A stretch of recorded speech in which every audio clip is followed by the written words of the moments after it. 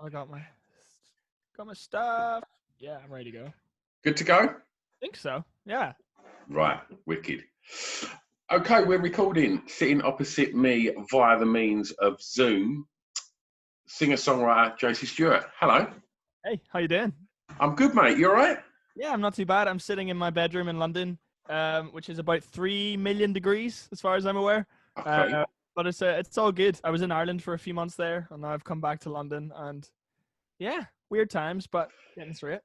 Well, look, before we get on to the track listing, let's talk about the sort of the weird times a little bit. And I'm curious to know, as obviously we're recording this during lockdown for those listening. I'm curious how you found the whole kind of quarantine lockdown thing, how you've coped as both just a young man and a creative.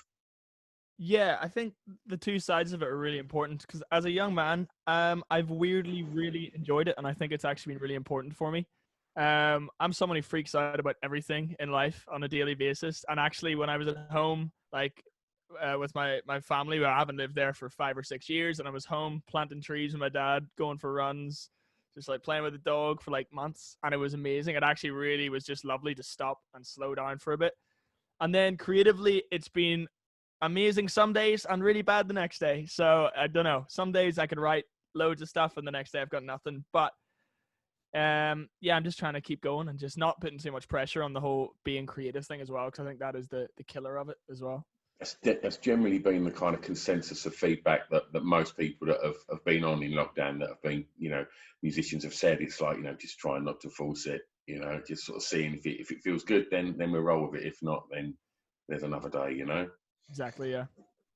All right, JC, track one, the song with the greatest ever intro. I actually find this is the toughest one. Everyone says that. Because I had a few and I was like, I was talking to my housemate about it. He's like, Bohemian Rhapsody. I'm like, you can't say Bohemian Rhapsody. That's off the bat. So I've gone for a slightly rogue one. And it's the song I play when I'm doing the dishes because of how good the intro is and where it goes. And it is Welcome to the Black Parade by My Chemical Romance. Nice. The little subtle piano coming in, vocals coming in. And by the time you're a minute and a half in, you're losing your mind. You're scrubbing that frying pan like there's no tomorrow. It's fantastic. So, have you got a playlist to wash up to? My Chemical Romance, 30 Seconds to Mars, Paramore, anything you can kind of get an emo headbang going to. Yeah. And I'm kind of making this now. I'm not going to pretend like I was an emo kid at school who listened to loads of My Chemical Romance, but it's actually been in the past few months since they've come back and announced this tours. They've kind of gone back and been like, they were amazing. It's really weird, isn't it? Because I think when it happened, like, there was a whole thing of like, people were kind of, it was all deemed emo, and it all kind of, it wasn't massively taken seriously by the industry, I guess. Yeah. And then I think in hindsight, as you just said, people are now looking back going, do you know what? They had some fucking great records. Do you know what I mean? That song Teenagers they have as well is unbelievable. I'm trying to write that song in the minute being like, how did they do that with that? It's just on the emotions that I think people are like 25, 30 now who were fans back in the day, and people still feel the same. And, they sold out all those tickets and people were going to Milton Keynes to go see them. You know what I mean? That was a date. And I was buzzing about going to that. And yeah, I think it brings people back to their youth and a time when anything was possible. And also they're just really good songs, objectively. Well, I'm really interested to ask you this, because I ask all musicians this, and I should say you look like you're one of the youngest guests I've had on this podcast, and so I'm very interested as to your mindset when it comes to this. I like to ask. I generally ask my guests about when they write intros, but especially if they were having hit records in the 90s and the noughties, like how they've changed it to now. With the fact that music is so everywhere and disposable, and there's so many distractions of like, listen to this, you might like this on your Spotify and your YouTube. And as somebody that writes, is it called to say guitar pop? Yeah, for sure. Yeah. When you're writing now, are you conscious that the way that people listen to music now, you've got to grab them quick? Do you put a lot of emphasis on the intro.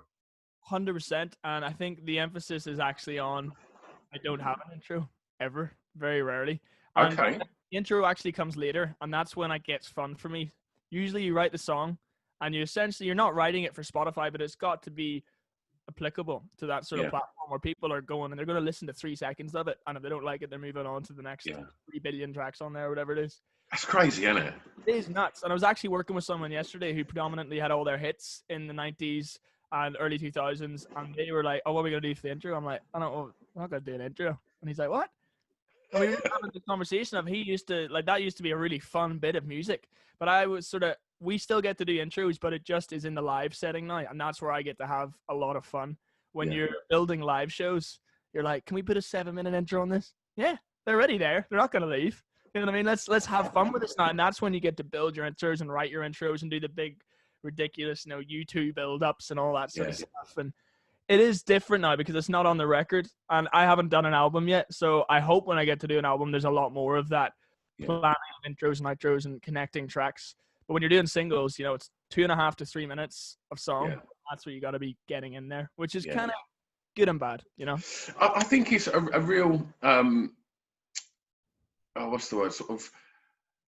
I think there's so much. Like, I mean, people can look at people can look at Radiohead and go, right, okay, yeah, but to write OK Computer, that's so difficult to compose this incredible symphony of blah blah blah. I think it's just as fucking difficult to write a perfect pop song. Yeah, for sure. That it's exactly the same. It's just to get that perfect little pop song, them hooks, them choruses. That's a complete art form in itself. 100%, and I think it's still the best songs will stand the test of time. Like I was talking yesterday about Angels by Robbie Williams, which is a cheap pop song, but that song will never not be Angels by Robbie Williams, and you'll never not sing it at a wedding, and it'll still bang at a football match. And it's a pop song, but it really hits hard as well. And I don't think people have this perception of pop music that it needs to be this kind of, washy, kind of lyrically not relevant thing. Whereas I think the best pop music, or the best music, is pop music. Queen was pop music, and the lyrics are incredible, and the lyrics are powerful, and the lyrics do something. And I think when you get that combination, that's when it's special music. Yeah, absolutely. All right. Well, look, let's move to track 2, and I'm going to ask you what the first song you remember hearing that had an emotional impact on you. So yeah, I've got 2 answers to this one because I don't know if anybody's ever heard of the first one, but I think it's an amazing song, and it's this Northern Irish act called Ram's Pocket Radio, who when I was growing up as a 15, 16, 17-year-old getting into music was everything to me. And I was just this guy from Belfast who only played in Northern Ireland. And he had this song called Love is a Bitter Thing. And the song was essentially about that. And I just never heard someone say something like that. And I'd been listening to bands for years, but just for fun, as you listen to music when you're a kid. And this was the first time I specifically remember being at a festival and he played this song. And I was like, oh man, that really hits. And I think the next time I felt that on record was when I heard, I was watching YouTube and the Bon Iver cover of I Can't Make You Love Me, originally by Bonnie Raitt, obviously came on. And that, to this day, is one of my favorite songs of all time. So I can't make you love me if you don't. Can't make your heart feel something it won't. It's just simple and it's powerful and it gets you, Gets you how? What's that emotion? It's that, I'm trying to think what the word is. It's like just being happy that you're sad. I'm sure there's a word that describes that perfectly, but I can't think of it. And it's like just that collective, oh yeah, we've all been there. That's depressing. Yeah. That's a bit sad, but we're all here singing this song together or listening to it and kind of wallowing in it in a beautiful way. That is, I think it's part of the human experience because we're not happy most of the time. It's like we are happy and that's what we remember and that's the good bits of life. But a lot of the time we're not. And I think there's a beautiful connectivity in that as humans that we can all feel. If you're having a day where you're feeling a bit low, do you instantly reach for the greatest hits of Steps to just give you some disposable pop like joy, or do you right, okay, where's my Bon Iver album? Like, do you wallow and immerse yourself in it and enjoy that emotion? Yeah, I do a little bit. There's an artist called Benjamin Francis Leftwich who's one of my favorites, and he just nails it. Every song he ever writes nails those emotions. I listen to a lot of him in that, but then I will go back to the ridiculous sort of rock anthems to just like see how loud I can sing something, or like yeah, it's a bit of both. I think you have to find your mix with that. Okay, okay. Um, right, before we get on, let's get on to track 3, which is a song that reminds you of your time at school. So where was school? Where was home? Belfast then? A school called Really Endowed. It was actually in a town called Macrofelt in County Derry, so it was about an hour away from Belfast, maybe in the countryside. It was a big sort of like rugby was the big thing at the school, and I was desperate to be a rugby player when I was a kid. My dad played rugby a little bit, and it was just that was everything. And sadly, I was terrible, which was threw a bit of spanner in the works early on. But yeah, music was something that didn't enter my school life in a big way until I was maybe 15 or 16, because I just tried to hold it off, and I was trying to be the rugby guy who didn't care about music. So I remember like the first songs that I grew up listening to school were when everyone was Bluetoothing music to each other on their phones. And I remember there was a song called Replay by Ayaz. And it was the cheesiest thing ever. And also like all the Rihanna and Black Eyed Peas stuff back in the day, Disturbia and Boom Boom Pow by Black Eyed Peas. Just that it was that disposable pop stuff at an early Yeah. age. But then I remember the first song that actually meant something to me at school. I was in music class and I had this friend called Dara, and he was like the cool musician. I always saw him as the cool one, and I was just there liking pop music, and he knew all these bands that I'd never heard of and all these songs, and he introduced me to this band called The Band, and he played them to me, and I'm like, that is the worst thing I have ever heard. I'm like, they're out of tune, they're out of time, it's not mixed well, and he just kept forcing it on me until a year later. And still to this day, they are my favorite band of all time. And it's like the songs are just everything. And it was a song called "The Night They Drove Old Dixie Down." Yeah. Which is, I think it's about the Civil War, and we played it in the spring concert together and everything. Like, it was a big song for us in school, and still to this day, the band is like just everything to me for no apparent reason other than someone forced them upon me. Mate, your mate Dara, what a dude. Who's listening to the band at your age at school? That's crazy. Yeah, and I remember we watched The Last Waltz all the time with, Van Morrison coming on and Bob Dylan coming on and just being like, wow. And we always agreed if we could ever time travel, we'd go back to The Last Waltz straight away. Yeah, absolutely. What a concert. So did you enjoy school? No, not really. It wasn't really for me, man. I finished it, but I was there as little as I could be. I was out as soon as the bell rang. Because I found songwriting at like 15 and 16, and that was, as soon as I found it, I was like, that's what I'm doing. Any opportunity I get to go anywhere and do that, I'm going to do it. And I did that, and I went to uni for a bit as well, and that was a complete disaster. I did international relations at Sussex for no apparent reason, which was a lovely place, but I just, it wasn't what I was meant to be doing at all. And yeah, I didn't mind school. I had I've actually got a lot of friends now from school, more than I probably did at school. But yeah, it just wasn't really for me. People who say school was the best days of their lives, I don't get that at all. You said about you discovered songwriting when you were sort of 15. Was that encouraged at school? No, not at all. It's like my school was a nice place and stuff, but me and the music department, for whatever reason, really didn't get on at all. I just didn't.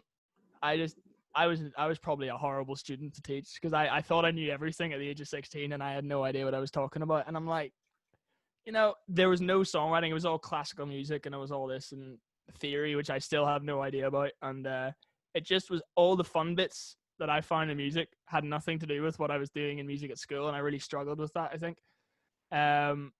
So that's why I think I had to find it outside of school. So you mentioned you thought you knew everything at that age. Was you a confident young lad? I think I was, yeah. As I was outwardly confident anyway, and especially if that was like the one thing I had that was like, that was my thing. I was a singer, and I think that was like my defense mechanism probably back then, of like, Yeah. well, I'm the good at that thing. And so when I went to music class, and I remember I was like writing songs, and they would fail me on like the composition module in school, and I was like, well, no, because I'm like, this is what I do, and I just really struggled with it. Yeah. And look, to teach me, I was the worst. But yeah, it was tough, but I just kind of pushed on outside of school, and luckily I was able to meet the right people around me and stuff who kind of encouraged me and give me leg ups, and all the luck kind of fell into place. Okay.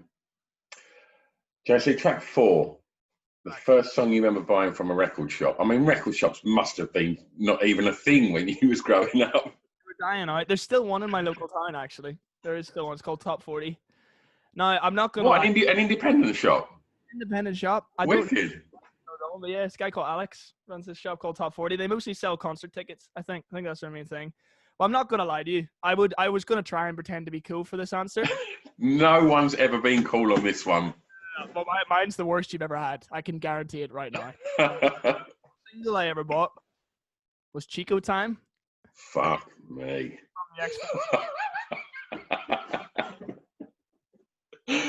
Mate, you've won. You've won. I don't think there's been anything as bad as that. Oh, the award's in the post, mate. Little plastic sleeve and everything. Yeah, and I remember I went to see X Factor live and everything. The first two concerts my mum brought me to was Ronan Keating and X Factor live. So look, I had no option. You know, I was forced into this way of life. But the first album I ever bought, which I think is slightly more respectable. A lot of people disagree, but it's actually one of my favorite albums that I think was very formative for me. Was the Script's first album. Mm-hmm. I know the Script aren't particularly cool, but when I was that age and I heard songs like "The Man Who Can't Be Moved" and "Break Even," it really was just like that was really important for me in terms of I think I saw them live like 5 times, and it just was kind of. It just really worked for me at that age, and it was super important. Still to this day, I could do every word off that album. I was a wee nerdy kid who knew every chord and drum fill and everything, and it was a special one for me back then. That's interesting. So, for somebody that was starting to kind of develop their songwriting skills, when you know you would listen to music in them kind of formative years, would you deconstruct it? Would you work out how it was put together? Not lyrically and not musically, but I always came across, for some reason, themes was something I always thought about. So I remember the Script had all these like sirens going through their albums and all these police references, and I'm like, well, they're lads from Dublin, like what's going on there? And I remember thinking about that, and I think it was just I didn't know what I was doing. I was a drummer at the time. That was my first ever instrument I played, so I knew I was kind of listening to the drums more than I was listening to anything else. But yeah, I think subconsciously there was definitely stuff going on, and even now it's like sometimes I'll end up writing a song and I'm like, oh, I fully just ripped off that song from the Script's first album because I must have played it for 2 years to death. Yeah. And that was kind of it, and then I moved on to kind of, you know, the indie bands and stuff like that, but definitely as the first album to buy, it was definitely very, very formative. What come after that? What sort of indie stuff was you getting into? It was very niche. It was exclusively Northern Irish and Scottish indie music. Okay. Mostly local bands. I got massive into the local Northern Irish scene. And there was bands like More Than Conquerors and Ramspocket Radio, who I mentioned, and So I Watch You From Afar, up to, you know, your Snow Patrols and your Two Door Cinema Clubs who were around. And then it went over to Scotland with like Twin Atlantic, Biffy Clyro, Father Son. There's all these bands who kind of had the same thing going on, but it just really worked for me because you had that kind of pop sensibility in the melodies, and they weren't screaming stuff, they were singing, but it rocked as well, and you could go to a mosh pit and with your mates and have a good time. And it was Northern Irish music was a massive, massive thing for me for about 3 years. Okay. So I presume you was starting to go clubbing around that time. I mean, this is, again, it sounds like a strange question to, because I kind of asked this retrospectively of like the song that soundtrack your years in clubland. Like, you know, you're a sprightly young lad, you know, it's all to be had for you.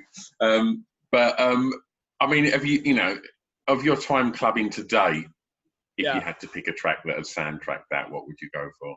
I was thinking about this one as well, and it was a tough one between all of the Scandinavian DJs, because we have grown up in a time, I've grown up in a time where it's been almost exclusively Scandinavian DJs leading the way. I've never been a massive clubber, but I remember there was a place called Sense in a town called Cookstown near where I'm from, and when you were 16, you're able to go there. I've DJ'd there. DJ'd at Sense? I have DJ'd at Sense. I DJ'd at Sense with Jay from the In-Betweeners, and it was bananas. I mean, I don't want to offend anyone from Cookstown. It felt a bit rough. Very rough. It's incredible. Yeah. To know what you go to these places. Yeah. I was thinking about it, and I was talking to some people about it, and it's got Avicii Levels. Is a song that even now you're like, it's a tune. Yeah. that song just carried on, and actually everything he did, as much as I was pretending to be too cool for it at the time, I was like, it's not really my thing. Massively culturally important, I think, in terms of what he was doing outside of indie music and rock music. Everybody else was listening to Avicii. You know, like 90% of the Ed Sheeran fans, as I call them, they were listening to Avicii in those days, and super sad how it all came to pass for him. But I think his songs, especially that one, is definitely a big one for me growing up. What's a good night out for you now? I'm not a big clubber, as you can tell. I live in London, therefore, for me to go to a club, you got to be spending some serious money, which I don't have, and I'm not an attractive 21-year-old girl, sadly. So I don't get into these places. But yeah, honestly, I am friends with just a lot of Irish people in London, and going to the pub and just having a few Guinness and chatting away that's my dream night. That's all we can wait to get back to, is the beer gardens to be open. I'm not a fancy musician. I think that is the beauty about being Irish in music in London. It's a big group of us, and it's really, everyone kind of hangs out and helps each other out, and there's always pints of Guinness to be had, so it's great. Perfect. Okay, well, look, let's go back to home, and for track 6, favourite song from an artist from your home county. Yeah, so I'm not sure if he's from my own home county. I know he is. He is from my home county. It's an artist called Foy Vance. I don't know if you know of Foy Vance, but he's a singer songwriter from Northern Ireland. He's an absolute legend. He has a funny mustache and wears a flat cap. And he's written some amazing songs. He does songs with Keith Urban in Nashville. He's written on the Ed Sheeran albums, and his own stuff is just revered. You know, Gary Lightbody, it's his hero, is Foy Vance. Ed Sheeran's hero is Foy Vance. Like, he's just an unbelievable songwriter. And he has this song called An Indiscriminate Act of Kindness, which he never plays anymore, and he's never told me why. And I always am like, why you never play this? He's like, nah. Just never does. And it's a song, I'm not sure if it's a real story or not, but it's a song about a man helping essentially a sex worker who's asking for somewhere to stay, and he brings her into his hotel room and just looks after her and gives her a bed for the night and sort of gives her a bit of money and sends her on her way. And it's super simple, but it's one of the most beautifully constructed songs and lyrics. Just consider it an indiscriminate act of kindness, and it's just it's the most powerful thing. And it being from a Northern Irish artist as well is just really lovely. So yeah, it's an amazing song if you haven't heard it.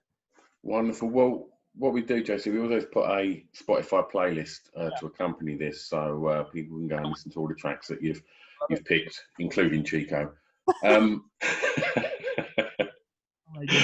All right. So for the last track, you get to be Avicii, you get to DJ, and you get to play a song that many may not know that you want them to hear. Yeah. So I discovered this band a couple of years ago at All Points East, I believe, a festival in London, and my housemate was taking me to night, and he's again way cooler with music than I am. He makes loads of playlists and stuff, so I'm like, I'm gonna trust you for the day, and you're gonna take me to all your bands that you like, and we're gonna find some stuff. And this was the first tent we walked into, and it was an Australian band called Gang of Youths, and they've got this song called "The Heart Is a Muscle," and it absolutely bangs. Essentially, the heart is a muscle, and I want to make it strong. An amazing lyric. And I was lucky enough last year to go on tour with Snow Patrol for a couple of months around Europe. And every day before we went on stage, all the support acts, Snow Patrol, Everson, in their dressing room, just smashing out this track and just going nuts when it broke down. So it's a song I'm always going to remember for that reason. And also, it's just an absolute tune. It's so good. Wonderful. Well, look, before we finish, JC, what's the plan? What's the plan for the remainder of lockdown, however long that should last? And then when we come out of this, what you got coming? Yeah, so I've actually just released a song a couple of weeks ago, called "I Need You to Hate Me." So we've got a music video coming out which we shot during lockdown, but it's not one of those lockdown videos that everyone's dreading anymore. We actually got to do a proper video, which is good. So we got to set a car on fire, which nice. They're like, "What do you want to do for the music video?" And I'm like, "Can I set a car on fire?" They're like, "Anything else?" I'm like, "No, not really. That's about it." Box ticked. Great. And then I've got more music coming out. Who knows? Touring's kind of on hold. Traveling's on hold. I've completed Netflix. We'll see what's coming up next. But yeah, I'm just kind of trying to not worry about anything too much and enjoy a bit of breathing space for a while. Lovely. JC, thanks ever so much for your time, buddy. Thanks so much for having me. It's been a pleasure. Thank you, mate. Sweet. Cool. All right.